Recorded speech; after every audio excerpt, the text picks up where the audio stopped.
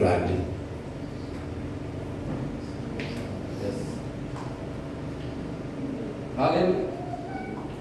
Haleluya.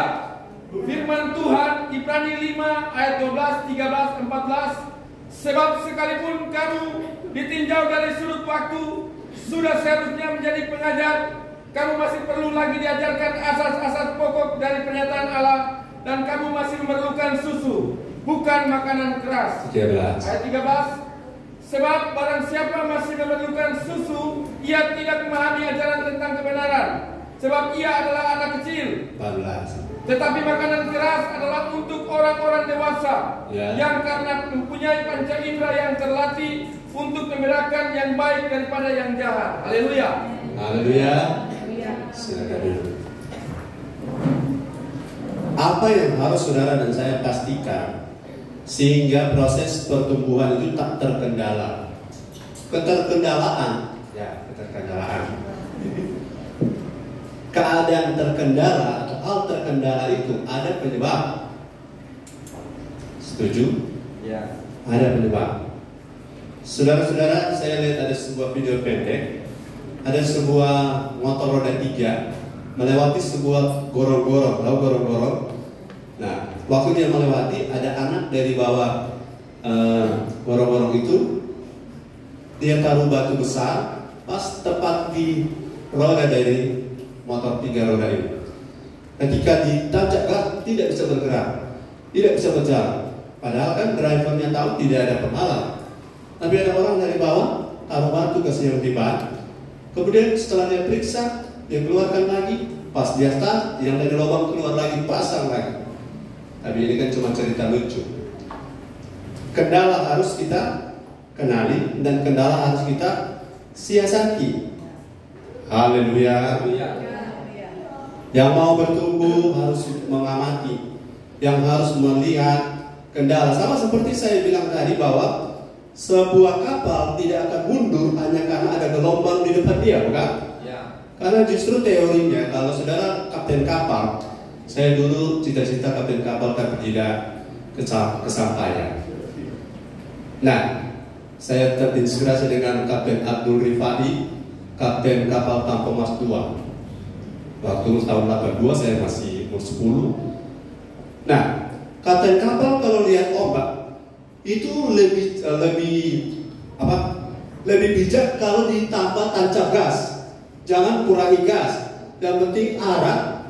Kalau arah jangan sejajar dengan ombak. Kalau ombak begini, jangan saudara berjalan begini. Oh, yang orang Laos itu mana? Pak Amos. Betul?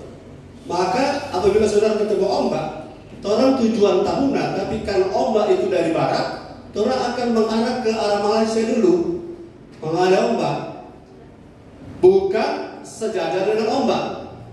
Itu sebabnya tak lama mendarat atau tak lama masuk pelabuhan. Karena harus apa?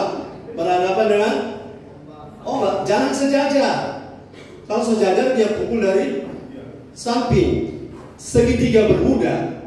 Banyak kapal tanker itu bisa melewatinya dengan kekuatan yang luar biasa. Padahal air laut setinggi di atas kapal masuk ke seluruh kapal. Tapi karena sistem pengairan keluar airnya cepat, langsung habis airnya. Tapi mereka selalu pasang kompas menghadapi ombak dan gelombang. Apalagi lari dari gelombang. Kalau membelakangi ombak, itu namanya berselancar. Ombak tolak dari belakang. Tinggal pasang layar. Orang berdiri, orang perahu jalan sendiri. Tapi kalau mau maju, jangan sampai salah strategi. Bukan karena ada gelombang kita berhenti. Justru yang paling berbahaya bagi sebuah kapal kalau dia mati mesin. Ya rata-rata orang binasa, orang gunung minta kapal. Kalau pohon serot orang kapal. Kapal kalau di tengah ombak gelombang besar paling berbahaya kalau mati mesin. Saya karena ada orang-orang nautika di sini. Mati mesin lebih berbahaya daripada gelombang itu sendiri. Jangan mati mesin. Itu sebabnya keep moving, amin. Terus bergerak. Karena ombak dan gelombang bukan alasan untuk kita berhenti, tetapi itu adalah tantangan untuk kita, challenge bagi kita. Masalah sudah berbeda dengan challenge, ya. Masalah dan challenge. Masalah adalah alat bukti bahwa kita dewasa levelnya di mana. Tetapi kalau tantangan adalah batu loncatan untuk kita naik lebih tinggi. Katakan haleluya. Anda tidak akan pernah tiba di tujuan kalau Anda tidak melawan gelombang sebagai sebuah kapal. Katakan haleluya. Jadi terus mari kita amati kendalanya. Yang pertama, kita tidak akan bertumbuh kalau kita tidak lahir baru. Jadi kita harus pastikan kita berada pada status yang benar, yaitu lahir baru. Saya bersyukur saya sudah lahir baru. Saya bersyukur saudara juga sudah lahir baru. Kalau ada yang masih bingung, bertanya saudara. Jangan sampai salah di titik ini. Bertanya, Pak Gembala, saya ini sudah lahir baru atau belum? Nanti kami tanya, bagaimana pengalamannya? Bagaimana? Minta maaf saudara.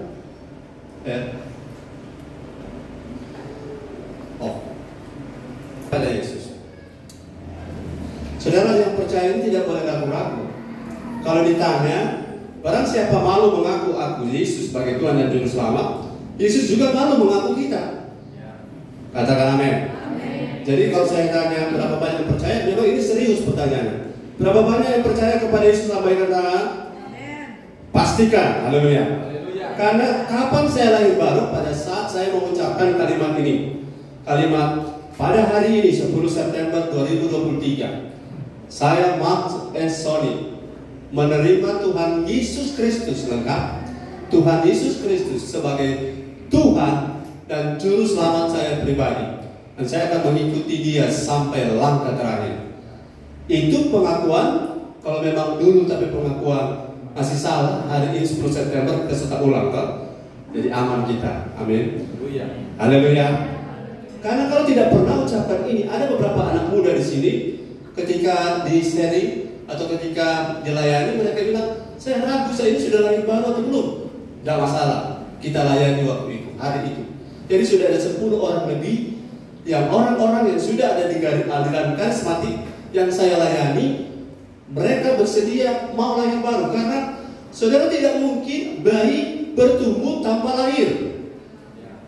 Oh, yang ibu-ibu, kenapa Tuhan izinkan di kandungan 9 bulan saja?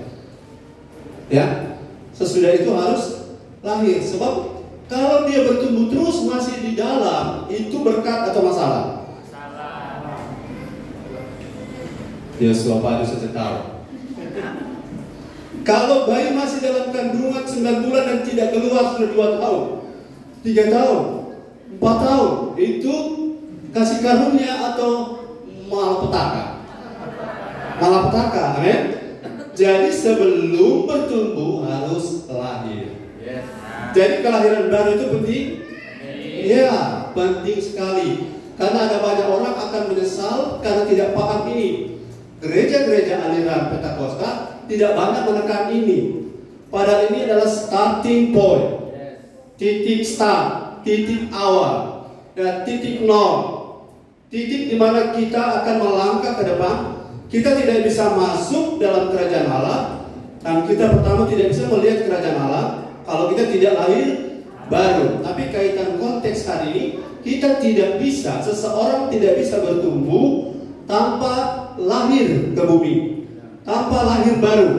Jadi ketika saudara dan saya lahir baru, maka kita punya potensi start untuk kita bisa apa?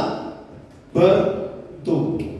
Ulangi, sampai di sini bisa paham? Saya ulangi lagi ya. Saat kita lahir baru, saat itu adalah potensi bertumbuh mulai terjadi. Starting pointnya, titik awalnya kita bisa ke finish ketika kita lahir baru. Kita lahirnya sebagai benih yang baru. Kita lihat 1 Petrus 1 ayat 23. 1 Petrus 1 ayat 23. Haleluya. 1 Petrus 1 ayat 23, karena kamu telah dilahirkan kembali bukan dari benih yang fana, tetapi dari benih yang tidak fana, oleh firman Allah yang hidup dan yang kekal. Kamu telah dilahirkan, saudara yang sudah lahir baru. Kamu dilahirkan bukan dari benih yang fana, bukan dari darah dan daging, bukan dari kemauan seorang laki-laki. Itu Yohanes 1 ayat 13, kita kembali nanti sebentar. Tetapi kita sekarang memiliki benih yang tidak fana, roh kita baru, oleh karena firman Allah yang hidup dan kekal itu. Roh kita sekarang baru, namanya benih yang baru, benih Kristus, roh yang baru, divine nature, sesuatu yang nature-nya keilahian ada pada kita, dan kita disebut dengan new creation atau ciptaan baru. Roh kita baru, kita benih baru. Kalau benih ini ada, maka kita bisa bertumbuh seperti benih itu. Katakan amin. Benih mangga, walaupun saudara belum lihat mangga, tapi benih mangga, kalau benihnya DNA mangga, dia akan jadi pohon mangga dan akan mengeluarkan buah mangga. Benih kita sekarang setelah lahir baru adalah benih Kristus. Kristus dalam kita dalam Kristus. Katakan amin. Yohanes 1 ayat 13 tadi kembali, ayat itu mengatakan jelas sekali, kita lahir bukan dari 13 Yohanes 1. Orang-orang yang diperanakan bukan dari darah atau dari daging, bukan pula secara jasmani oleh keinginan seorang laki-laki, melainkan dari Allah. Kita lahir dari Allah. Katakan kita lahir dari Allah. Sekali lagi, roh kita lahir dari Allah. Benihnya dari Yesus, benihnya benih Kristus. Dan untuk kita bertumbuh, kita punya modal. Katakan, saya punya modal, yaitu benih Kristus. Nah, saudara-saudara yang punya benih Kristus, kita sama-sama, kalau kita bertumbuh, kalau kita terus berproses setelah lahir baru sampai pada titik tertentu pada tiap-tiap kita yang beda-beda, pertumbuhan ini akan membawa kita kepada keserupaan dengan Kristus. Tapi tidak akan ada finish tanpa start, betul? Haleluya.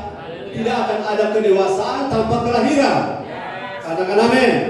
Tidak ada pertumbuhan tanpa benih. Amin. Jadi sekarang saudara yakin saudara punya benih, dan benih itu adalah benih Kristus, sehingga kita bisa punya potensi menjadi serupa Kristus. Haleluya. Sekian banyak orang sampai hari ini tidak pernah mengerti, sadar tentang poin ini, karena jarang dikhotbahkan. Kita sudah sangat sering. Haleluya. Dari kemana-mana kita statusnya adalah anak Allah. Anak Allah di Yohanes 1 ayat 12, anak Allah yang bahasa Yunaninya menyebutnya teknon. Katakan teknon. Teknon itu artinya anak bayi lahir. Anak bayi yang baru lahir. Nanti ketika dewasa disebut huios. Itu dewasa. Jadi teknon ke huios itulah proses pertumbuhan pendewasaan. Bagaimana mengamati kendalanya? Kendala pertama adalah lahir atau belumnya seseorang dalam kelahiran baru. Saya sudah lahir baru.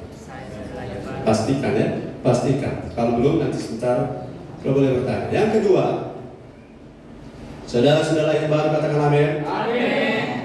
Setelah lahir baru, kita harus pastikan kita berada pada tujuan yang benar. Yes. Haleluya. Saudara-saudara, ada teori evolusi mengatakan bahwa manusia itu berasal dari kera, kemudian kera menjadi manusia. Harusnya sudah tahu kata evolusi. Evolusi dengan revolusi bedanya. Revolusi adalah perubahan dalam waktu pendek. Evolusi adalah perubahan dalam waktu panjang. Kalau sekian lama monyet bisa jadi manusia, berarti sesudah anak manusia mesti berjalan terus, karena evolusi jalan terus. Nah, kenapa berhenti? Itu sebabnya teori evolusi tidak benar. Yang benar adalah kita langsung dicipta sebagai manusia. Tidak ada kita dicipta sebagai monyet dulu. Katakan amin. Kita tidak pernah jadi monyet.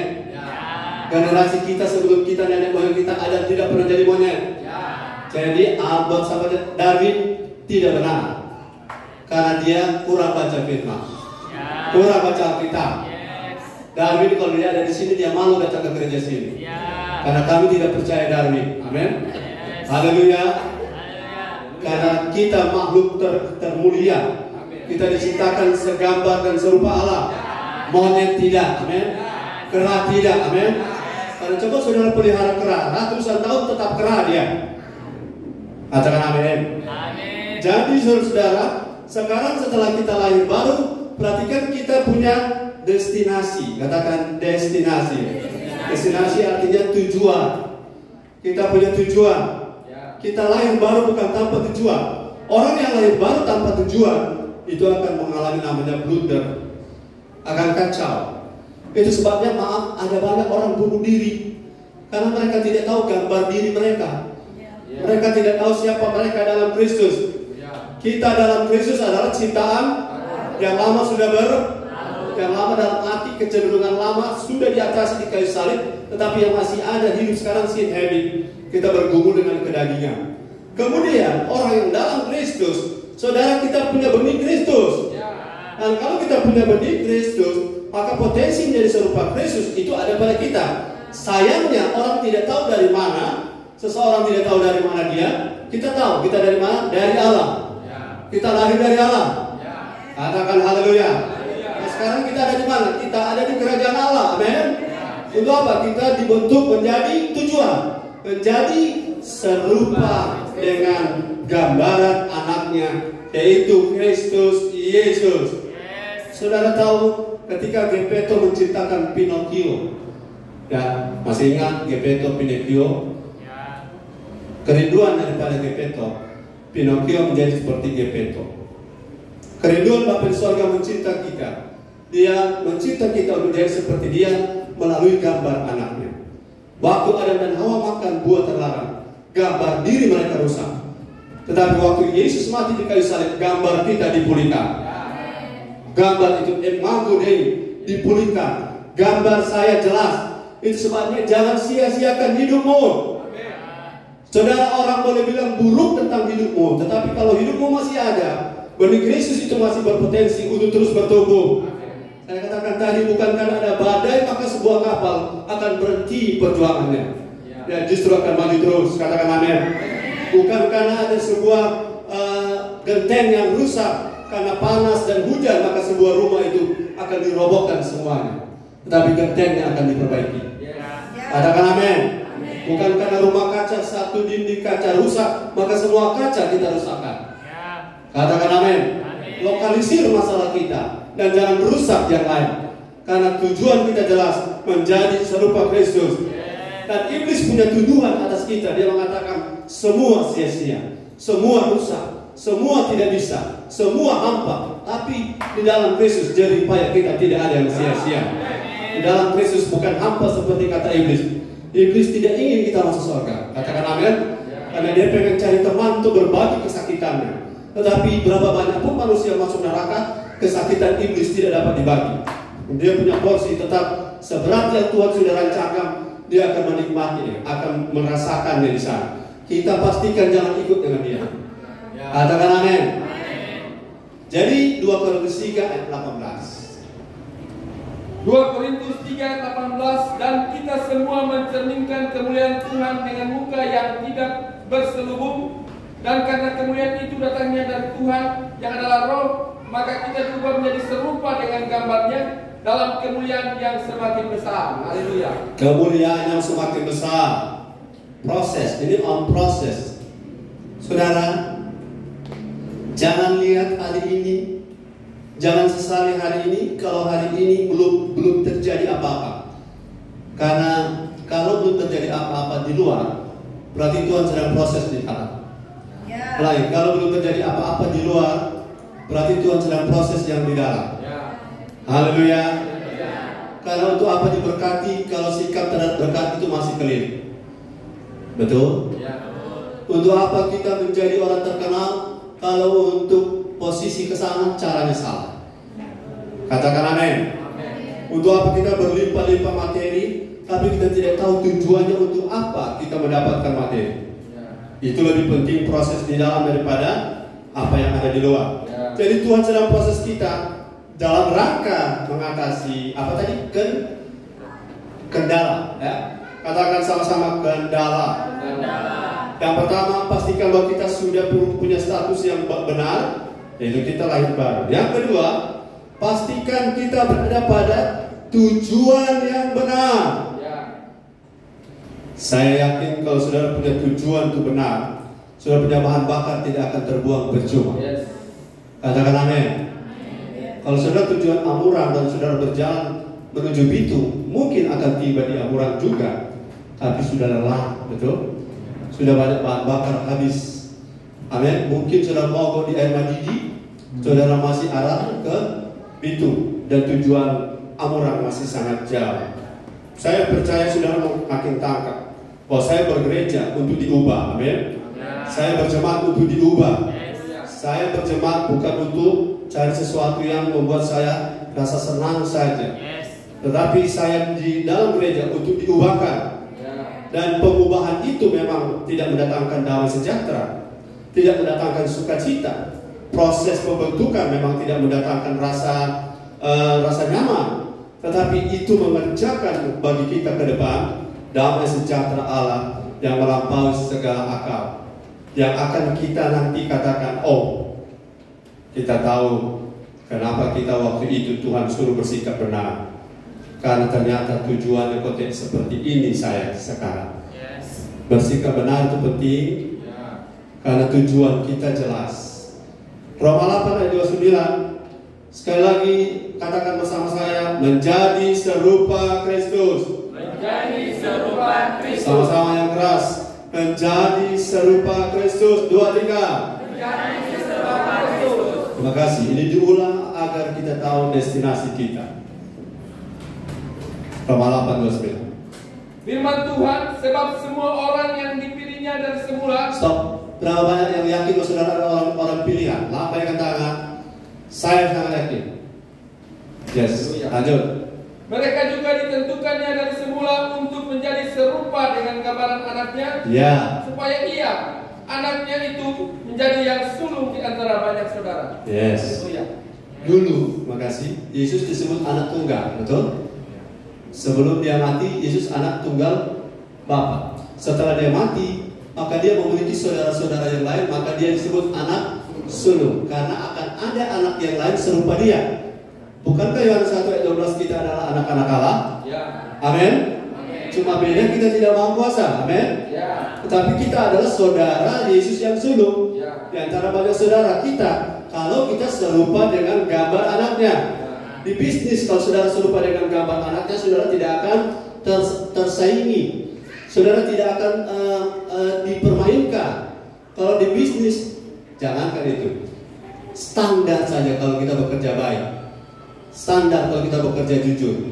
Pemimpin yang jujur akan melihat anak buah yang jujur. Katakan amin. Tapi kalau kita curang, saudara-saudara sudah di bawah standar, pada waktu pengurangan pegawai kita pasti kena. Betul? Nah, kalau kita serupa dengan gambar anaknya, Yesus Kristus, itu saudara luar biasa. Dia tidak pernah pakai karunia dari Bapa untuk kepentingan pribadi. Dia tidak menggunakan karunia kuasa untuk agenda pribadi, tapi dia gunakan untuk agenda Bapa di sorga. Salah satu contoh pribadi Kristus, sudah mau jadi seperti dia. Puji Tuhan, karena Galatia 2 ayat 20 bilang Kristus itu sekarang ada dalam kita. Yes. Galatia 2 ayat 20, namun aku hidup, tetapi bukan lagi aku sendiri yang hidup, melainkan Kristus yang hidup di dalam aku. Amin. Dan hidupku yang kuhidupi sekarang di dalam daging. Dalam daging ini dalam soma, tubuh, bukan kedagingan, ya? Adalah hidup oleh iman dalam anak Allah yang telah mengasihi aku dan menyerahkan dirinya untuk aku. Yes. Aku hidup sekarang karena Kristus hidup dalamku. Kristus hidup dalamku, maka benih ini akan berpotensi membuat saya jadi serupa dia. Dan kalau saya serupa dia, saya tidak stres dengan persaingan. Saya tidak stres ketika diganjar orang. Amin. Saudara tidak stres ketika dizolimi, karena Kristus tidak marah waktu dizolimi. Haleluya. Cuma bedanya Kristus dizolimi tanpa salah. Kita kadang-kadang dizolimi karena kita ada salah. Haleluya. Jadi kalau serupa Kristus, mau ada karena kita salah atau karena kita benar, kita akan diberi kekuatan, tenaga, kemampuan untuk bersikap benar. Katakan haleluya. Orang hebat akan kalah karena ketika dia berhadapan dengan masalah, dia bersikap salah. Orang besar akan ambruk ketika dia bertemu masalah, dia bersikap salah. Lihat, saudara perhatikan baik, bahwa dari semua kebenaran yang kita lakukan standarnya adalah firman. Dan semua aktivitas kita, hakimnya cuma satu. Siapa? Tuhan. Kalau Tuhan masih pakai saudara, berarti Tuhan masih berkenan dengan saudara. Kalau Tuhan sudah selesai dengan saudara, saudara akan jadi seperti Saul. Amin. Kalau Tuhan sudah selesai dengan seseorang, dia akan jadi seperti Yudas. Tapi kalau belum selesai, masih hidup, Tuhan masih punya rencana. Haleluya, haleluya. Dahsyat hidup dalam Yesus, bukan? Amin. Kita punya pengharapan. Haleluya. Yang ketiga,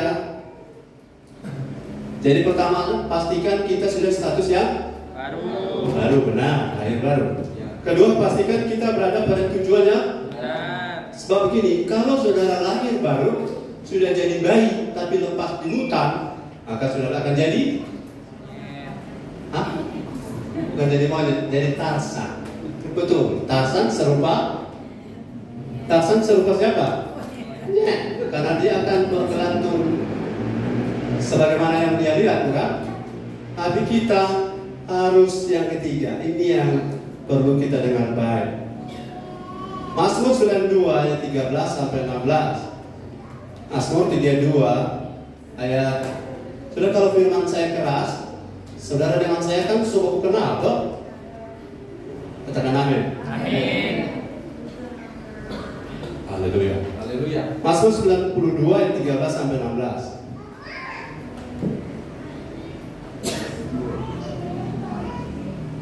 Mazmur 92 ayat 13 sampai 16. Firman Tuhan, orang benar akan bertunas seperti pohon kurma. Coba dari 12, bukan? Karena catatan di Inggris beda. Coba dari 12. Mataku memandangi seterusku. Oh ya, ayat 13. Orang benar akan bertunas seperti pohon kurma, akan tumbuh subur seperti pohon aras Libanon. Ya. Ayat 14. Mereka yang ditanam di bait Tuhan akan bertunas di pelataran Allah kita. Ayat 15. Pada masa tua pun mereka masih berbuah, menjadi gemuk dan segar. Ayat 16. Untuk memberitakan bahwa Tuhan itu benar, bahwa Ia gunung batuku dan tidak ada kecurangan padanya. Yes. Kendala pertama sudah temukan, saya akan terkendala kalau tidak lahir baru, betul? Ya. Kedua, saya akan terkendala kalau saya tidak menjadi serupa Kristus, karena saya akan kemana-mana. Yang ketiga, ini sangat sederhana tapi sangat prinsip. Kita harus pastikan kita berada di tempat yang benar. Ya. Amin. Amin. Kalau saudara rasa tempat ini tidak tepat, tidak benar, ya sudah boleh memilih. Katakan amin. Amin. Tapi saudara ada di sini karena siapa? Saya tahu karena tangan Tuhan. Amin. Katakan haleluya. Haleluya. Jadi berada di tempat yang tepat itu tempat yang benar, yaitu rumah Tuhan, itu penting. Yes. Katakan haleluya. Haleluya. Saya sedang melihat bahwa pergumulan gereja sekarang semua sedang bergerak untuk menjadi rumah Tuhan, karena maaf, rumah Tuhan kalau salah kelola bisa menjadi sarang penyakit. Ya. Setuju? Setuju. Markus 11 ayat 17. Rumah Tuhan itu penting karena kita bertumbuh di sana. Ya.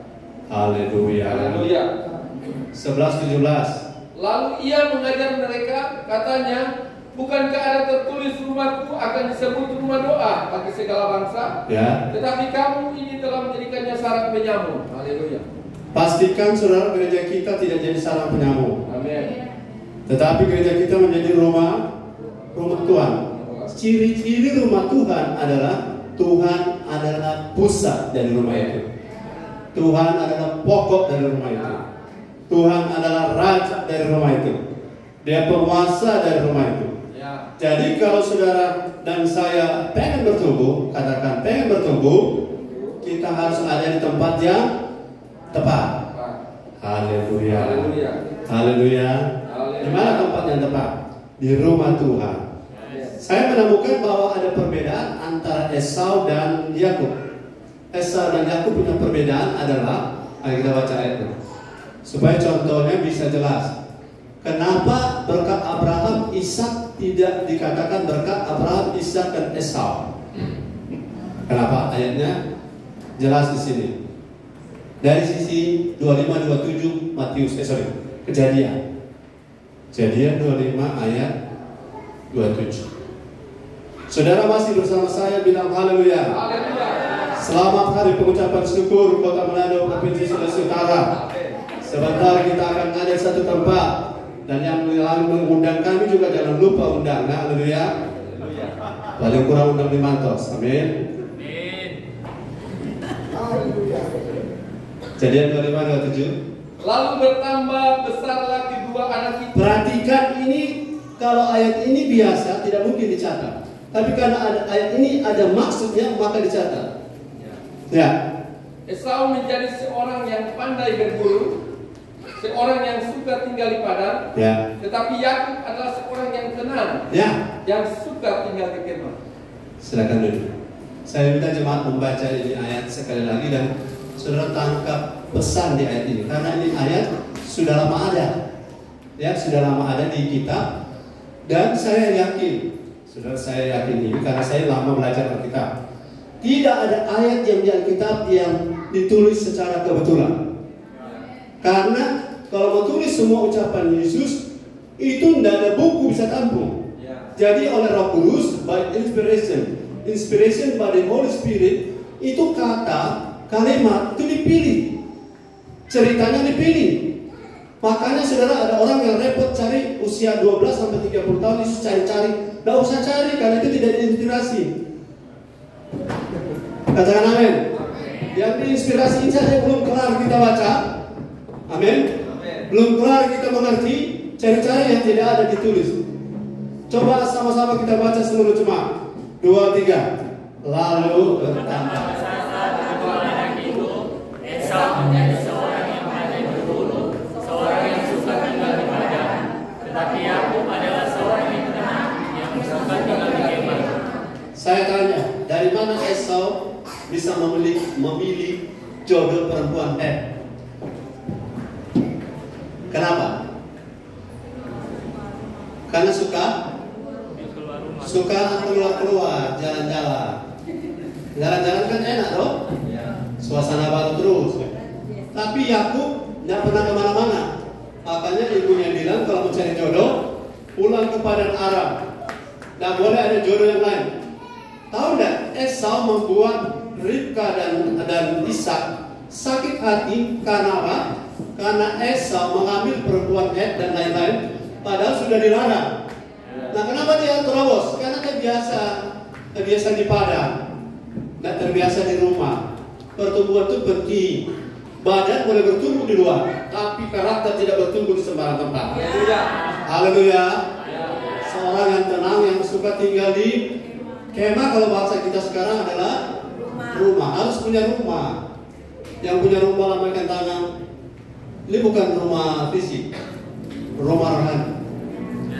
Karena pertumbuhan tidak akan jadi seperti, saudara masih ingat cerita sulung dan bungsu? Kenapa degradasi iman?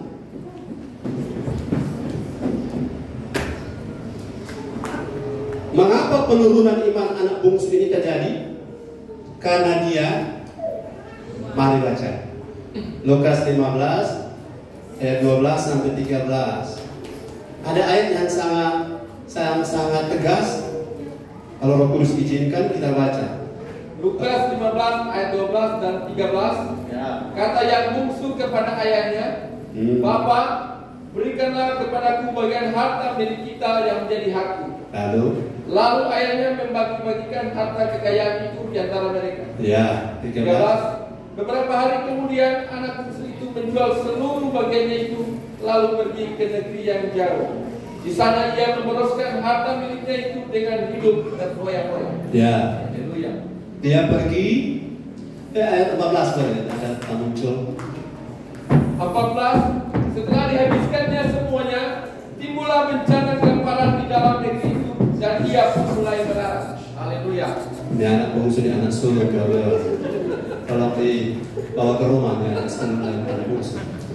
Setelah dihabiskannya semuanya, timbullah bencana kelaparan di dalam negeri itu dan ia pun mulai. Kenapa melarat? Di luar sana, halo, kalau kita jauh dari Tuhan, orang bisa baik ke kita karena kita punya uang. Betul atau betul? Tuh, orang masih gagal, orang perlu kata orang. Sama orang perlu, tapi cuma di rumah biar orang sakit, orang tetap perlu kata orang. Katakan amin. Kalau saudara hebat di misalnya di acara-acara besar, saudara hebat dipakai, ditempatkan hanya karena saudara sehat. Betul atau betul? Tapi coba kalau saudara sakit, dan kenapa dia? Ada orang yang sehat. Tapi kalau di rumah, saudara tetap dihargai walaupun sakit. Pak, minta maaf Pak, karena Bapak sakit. Minta maaf ya, tamu Bapak angkat dulu. Dan apa urus Bapak? Apa begitu kalau di rumah? Tidak. Tidak, hanya di rumah. Segala sesuatu yang namanya kekurangan itu saling menopang. Hanya di rumah. Tapi kalau di jalanan, enggak. Di jalanan akan mencari yang terbaik. Tetapi setelah terbaik itu berubah jadi tidak baik, akan ditinggal. Betul? Ayat 15. Lalu ia pergi dan bekerja pada seorang majikan di negeri itu. Orang itu menyuruhnya ke ladang untuk menjaga babinya.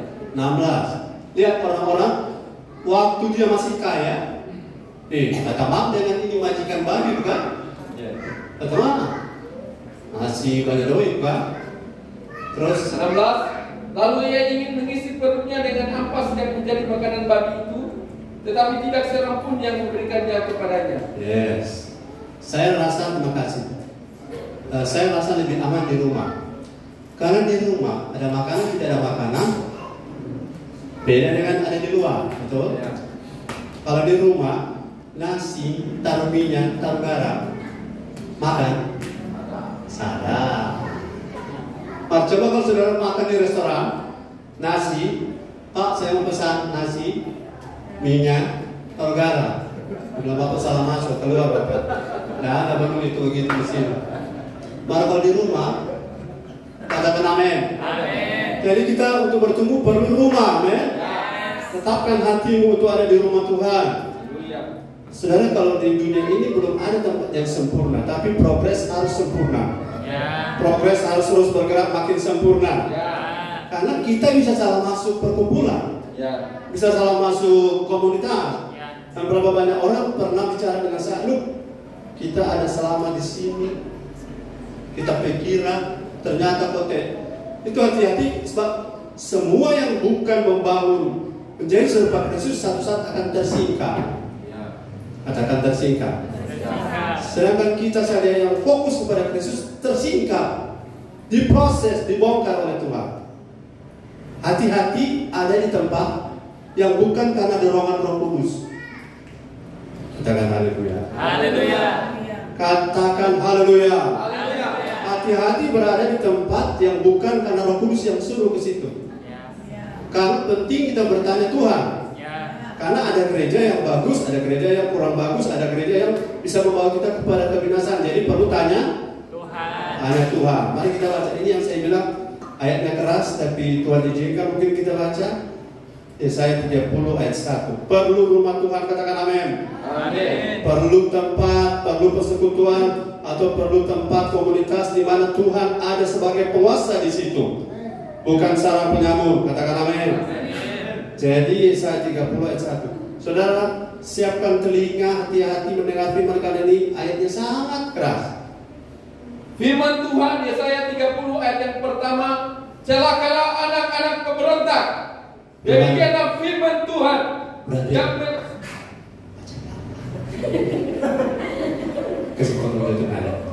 celakalah anak-anak pemberontak. Demikianlah firman Tuhan yang melaksanakan suatu rancangan yang bukan daripadaku, yang memasuki suatu persekutuan yang bukan oleh dorongan rohku, sehingga dosa mereka bertambah-tambah. Haleluya. Jadi sebuah komunitas mungkin oleh Roh Kudus, komunitas A ada Roh Kudus, tapi kita yang masuk ke sana motifnya bukan Roh Kudus, itu bermasalah. Ulangi. komunitas A dipimpin oleh Roh Kudus, tapi kita motif masuk ke sana bukan karena Roh Kudus, itu bermasalah. Apalagi tempat itu bukan didorong oleh Roh Kudus, kita juga tidak didorong oleh Roh Kudus, kita masuk. Maka bertambahlah dobel.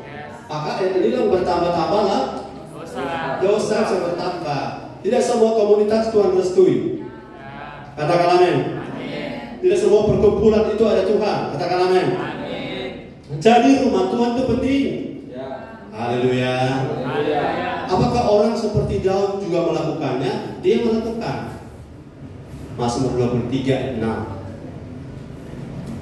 Sudah masih bersama saya, bilang haleluya. Haleluya. Rumah Tuhan itu penting, katakan. Rumah Tuhan itu penting.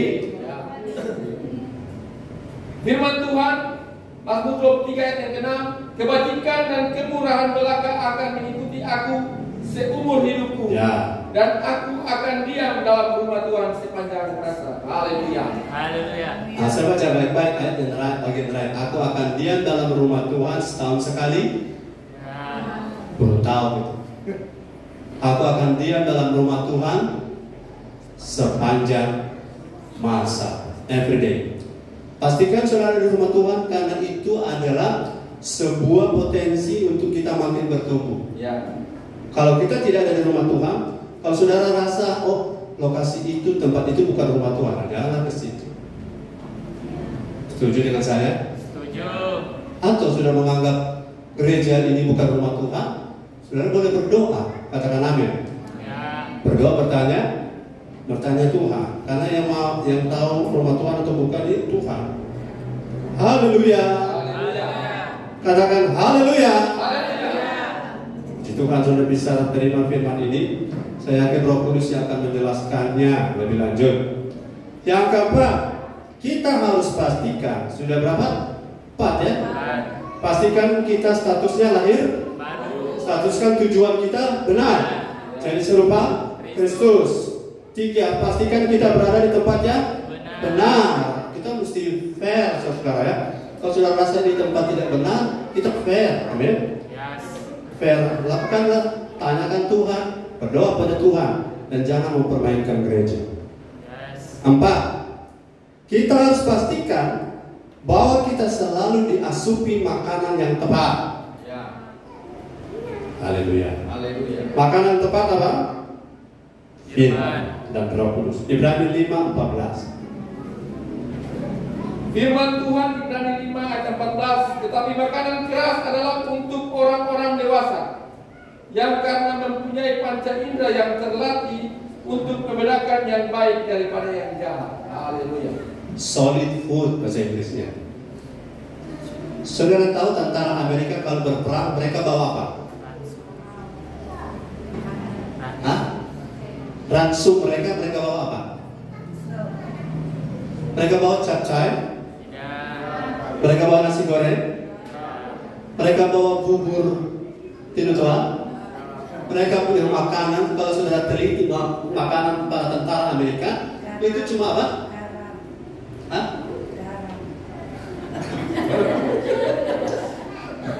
Garam. Oh, kukis garam, belum ada kukis garam. Itu makanan padat. Semua sudah ada di dalam. Vitamin A, vitamin B, vitamin C, B12, B kompleks, ya. Kemudian sudah ada di dalam yang namanya karbohidrat, protein, dikemas dalam satu stick begitu. Jadi kalau mereka makan satu biji sama dengan makan 5 piring nasi. Sebab mau baku Riki makan bagaimana kalau baku tembak? Tunggu jangan tembak, kita mau makan dulu dari ini. Makanya makanan keras adalah makanan yang dapat dimakan bukan soal rasa. Katakan, bukan soal. Halo, bukan soal rasa, tapi soal manfaat. Nah, dapat teori baru kan? Makanan keras adalah bukan soal rasa, tapi soal manfaat. Ulangi sama-sama 2, 3. Makanan yang keras bukan soal rasa, tapi soal manfaat. Dalam makan selama ini makanan manfaat atau soal rasa? Soal manfaat. Kalau soal rasa, pelawak itu mengalir. Amin. Katakan haleluya. Haleluya. Saudara, faktanya kita ini adalah manusia roh. Katakan bersama saya adalah makhluk roh yang memiliki jiwa yang diam di dalam tubuh. Jadi maaf saudara, kalau kasih makan tubuh itu cuma untuk kendaraan bagi roh saudara. Jadi yang intinya harus diberi makan adalah roh kita. Roh kita makanannya adalah Matius 4 ayat 4. Roh kita makanan apa? Jadi pastikan makanan kita tepat. Karena kalau kita salah makan, sudah tahu junk food? Tahu. Ya, kolesterol tinggi. Sudah tahu fast food? Tahu. Enaknya cuma di mana? Di organ. Masalahnya di lambung dan di usus dan di supi. Firman Tuhan Matius 4 ayat yang keempat, tetapi Yesus menjawab, ada tertulis, manusia hidup bukan dari roti saja, tetapi dari setiap firman yang keluar dari mulut Allah. Haleluya. Ya, sama-sama semua jemaat baca 2, 3. Tapi Yesus menjawab, ada tertulis, manusia hidup bukan dari roti saja, tapi dari setiap firman yang keluar dari mulut Allah. Firman itu ada 3 jenis. Yang pertama grafe atau grafo, yang kedua logos, yang ketiga rema. Saudara, kalau grafe itu tulisan, semua orang bisa membaca, tapi tidak semua orang bisa mengerti logosnya. Tapi rema, tidak semua orang bisa menghidupinya. Jadi logos adalah catatan tertulisnya. Grafe adalah catatan tertulisnya. Logos adalah pemahamannya atau pengetahuannya, tapi rema adalah pengertiannya. Haleluya. Saya percaya saudara mengerti ini firman, bahwa kalau kita mau bertumbuh, kita punya makanan bukan hiburan. Kalau kita mau bertumbuh, kita punya makanan bukan joke, bukan motivasi, bukan. Kita kalau mau bertumbuh, firman yang mengubah. Firman bermanfaat untuk apa? Mengajar. Firman bermanfaat untuk menyatakan kesalahan. Firman bermanfaat untuk memperbaiki kelakuan. Firman bermanfaat untuk mendidik orang dalam. Ini manfaatnya ini tidak enak didengar, bukan? Manfaat lebih penting daripada rasa. Haleluya. Cara menyajikannya tidak lebih penting daripada nutrisi. Katakan haleluya. Tapi untuk menarik banyak orang, kita perlu cara menyajikan yang baik. Ya, cara menyajikan tentunya adalah hal yang wajar, tapi yang paling penting nutrisinya. Saudara boleh makan 1 karung kerupuk, tetapi nutrisinya tidak 1 karung kerupuk itu ada. Ya, saudara boleh makan gohu 1 loyang, tapi nutrisinya tidak ada dalam gohu. Dalam pengertian hanya sekedar sedap di kergatan. Makanan untuk pertumbuhan, makanan untuk pendewasaan tidak sembarang makan atau tidak sembarang makanan. Karena makanan yang tepat, makanan firman yang tepat, bukan untuk memuaskan keinginan telinga. Katakan haleluya. Bukan untuk memuaskan keinginan telinga. Sementara fenomena yang sedang terjadi 2 Timotius 4 ayat 3, halo, buka mata baik-baik, buka mata, buka hati. Makanan kita bukan yang menyenangkan telinga. 2 Timotius 4 ayat yang ketiga, karena akan datang waktunya. Akan datang waktunya. Orang tidak dapat lagi menerima ajaran sehat. Orang tidak dapat lagi menerima ajaran sehat. Tetapi mereka akan mengumpulkan guru-guru menurut kehendaknya untuk memuaskan keinginan telinganya. Tetapi mereka akan mengumpulkan guru-guru menurut kehendaknya, bukan agenda Bapak, untuk memuaskan keinginan telinganya. Tetapi apa? Pakai ayat Alkitab? Iya, pakai Alkitab. Pakai ayat Alkitab, tetapi untuk memuaskan keinginan telinga. Saya berharap sudah tangkap firman ini. Kita tidak untuk puas telinga. Haleluya. Tetapi supaya roh kita bisa makan. Roh kita bisa makan. Kalau roh kita bisa makan, waktu masalah antikris datang, saudara tidak akan takut, tidak akan lemah. Karena kita punya roh kuat. Waktu Goliat berhadapan dengan Daud mungkin badannya kecil, tapi rohnya besar. Goliat besar badannya, tapi roh kecil. Siapa yang kalah? Goliat yang kalah. Makan banyak, katakan makan banyak. Firman yang tidak sembarang firman, katakan amin. Firman yang membuat kita makin serupa Kristus. Solid food itu ibaratnya makanan para tentara di medan pertempuran. Mereka bukan soal rasa ditekan, tapi soal manfaat. Firman bukan soal rasa, tetapi soal manfaat. Memuaskan keinginan telinga kan itu soal rasa. Ya. Betul? Tetapi manfaatnya untuk saya apa? Hari ini saya yakin sudah dapat manfaatnya. Supaya saya tidak error dalam hal bertumbuh. Katakan amin. Supaya jangan saya anggap saya bertumbuh, ternyata saya ini bisa terkendala, dan keterkendalaan itu menciptakan tanaman yang namanya bonsai. Tanaman bonsai adalah tanaman yang sengaja dihambat pertumbuhan. Tapi kita tidak, karena kita ditetapkan untuk bertumbuh. Yang keberapa? Yang kelima. Yang kelima, untuk kendala bisa kita atasi, kita harus pastikan kita berada dengan orang yang tepat. Nah, sini saya perlu jelaskan ya. Kita perlu berada dengan orang yang tepat. Atau pemberi makan yang tepat. Yeremia 3 ayat 15. Firman Tuhan Yeremia 3 ayat 15, aku akan mengangkat bagimu gembala-gembala yang sesuai dengan hatiku. Ya. Mereka akan menggembalakan kamu dengan pengetahuan dan pengertian. Haleluya. Haleluya. Berada dengan orang yang tepat itu benar. Itu benar. Itu penting. Bedakan berada dengan orang yang tepat dengan orang yang sempurna. Beda.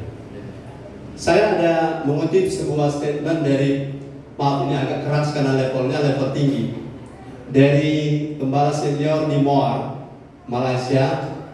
Dia mengatakan begini, seorang dokter dan punya banyak sekali jemaat yang kualitasnya tak diragukan. Dia mengatakan begini, ini saya kutip saja ya, bahwa lebih baik dipimpin oleh pemimpin yang tidak sempurna daripada dipimpin oleh pemberontak yang sempurna. Ini saya kutip saja. Kenapa baik? Lebih baik dipimpin oleh pemimpin yang tidak sempurna tapi mau progres, terus bertumbuh, daripada dipimpin oleh pemberontak yang sempurna. Tangkap pesan ini? Yang mengerti bilang amin. Karena ini kutipan yang saya ambil ketika kami mendapatkan makanan rohani. Saya butuh orang yang apapun keadaan saya, dia berbeban untuk saya bertumbuh. Katakan amin. Saya butuh orang yang apapun keadaan saya, dia berbeban untuk saya bertumbuh. Itu penting sekali. Ciri-ciri pembangun adalah dirinya sendiri, atau ciri-ciri orang yang memberi makan kepada kita, dirinya sendiri terus diproses. Karena yang sudah sampai titik sempurna cuma satu, cuma Tuhan Yesus. Kita semua sedang on proses. Haleluya. Agar proses ini terus berjalan, kita perlu kerjasama. Kerjasama dalam hal apa? Saudara, saya ingin sharing dengan saudara dengan ayat yang kemarin dibaca oleh siapa yang dapat ayat kemarin? Galatia 6 ayat 6. Siapa yang dapat kemarin? Siapa? Rea.